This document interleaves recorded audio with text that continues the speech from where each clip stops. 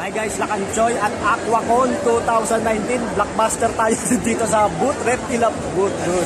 Kapag may kasama tayong unique personality sa ating tabi. Pakilala ka, sir. Po si Idol Bermudez, isa po sa staff ng Reptilab. Ako po in charge ngayon dito sa tables ng Gold Pipers po. Kagaya rin ng hawak ko. Ball Python. So, sikat na sikat siya sa pet industry. P-A-L-N. Yes sir, Ball. Ball Python. Sikat na sikat siya sa pet industry. Since hindi sila naman lumalaki, they can grow up to 4 to 5 feet lang. Sa space, Full grown na yun. Yung Yes, 4 to 5 na. So, kagaya nito, dala ko isang albino piebald. Ball python. Albino Piebald. Python. So, double recessive siya, medyo mahirap din i-produce.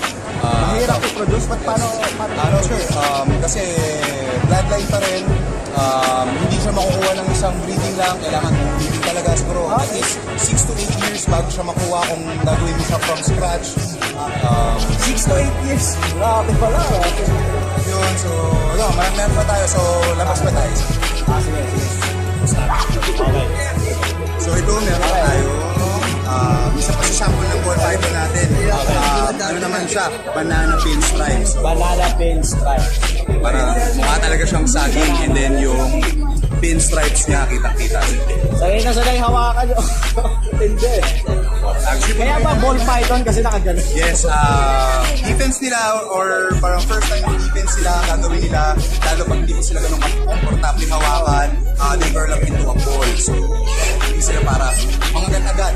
Ay nauna muna nilang gagawin. Kaya, hindi naman natural na dosage sila. Again, ito pa rin to, wild animal.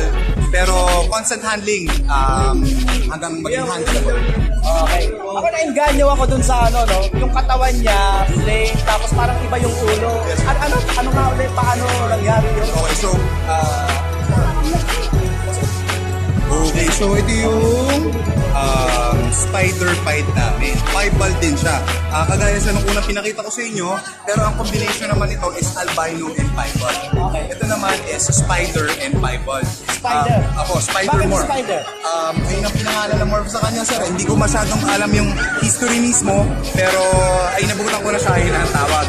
So, yung kombinasyon ng spider at piebald, pag sila ang nag-combine, pwede sila mag-produce ng ganito.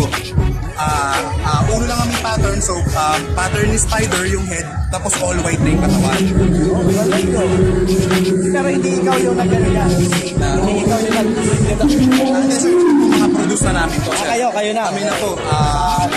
Captive bred na po namin ito sa facility namin sa Reptilab. Actually, sir, we are, pasya lang kayo sa mga shop namin, dalawang shop namin sa Cartimar. We are located at Stall 20, Cartimar Pet Center, Pasay City, at sa 2187 Romgen Building, A. Luna, Pasay City. Walking distance shop lang siya from Cartimar Pet Center. So, How about you? Meron ka bang personal page? Ganyan? personal page, wala. Like nyo lang yung page namin, Reptilab Exotics and Reptilab Exotics Pro. Lagi kami nag-a-update doon ng mga live animals, nagla-live din kami, paraffol, accessories, live animals, namimigay kami ron. Thank you. Namimigay kayo ng live animal? Live animal. Ay, mga pasakala. Kagaya nung last na paraffol namin, nabigyan kami ng green iguana with enclosure, 4 na ball python. Yun. Pasyal kayo. See you guys. Alright, so it's, ano yung pangalan mo? Idol, sir. Idol. Idol. Idol na lang, Idol. Si Gold, kakaibang kanyang name ha. Si Gold, Lakanchoy at Aquacon 2019, Reptila Boot. Peace.